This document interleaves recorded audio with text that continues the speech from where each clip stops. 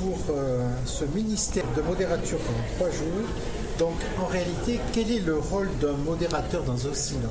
Alors le modérateur, c'est celui qui préside les séances du synode, enfin les 3 modérateurs, le modérateur en titre et les 2 vice-modérateurs, président les séances à tour de rôle, on s'est réparti les choses pour que le synode se passe bien, pour que le synode respecte son propre règlement.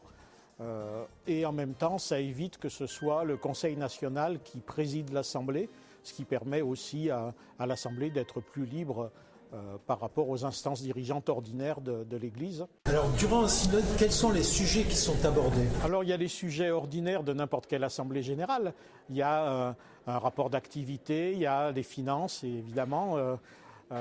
Et puis, chaque synode a un thème particulier. Là, ça fait quelques années qu'on est sur une réflexion un peu de longue haleine sur la mission de l'Église et ses ministères. Donc, comment réorganiser notre fonctionnement pour mieux coller à notre mission actuelle de témoignage de l'Évangile dans notre société telle qu'elle est.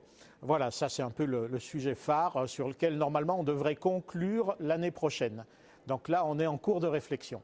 Dans la gouvernance de notre Église protestante, quelle est l'autorité d'un synode? Alors l'autorité du synode national, elle est majeure, je dirais, puisque c'est lui qui gouverne l'Église protestante unie de France, dans le respect de la constitution de l'Église et de son propre règlement, et évidemment sous l'autorité de la parole biblique.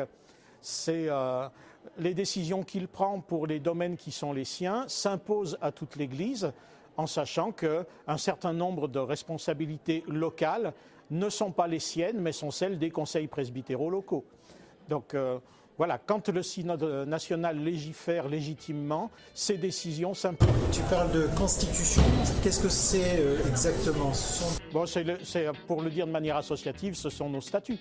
C'est le texte qui fixe le fonctionnement des différents organes de l'Église, les uns par rapport aux autres.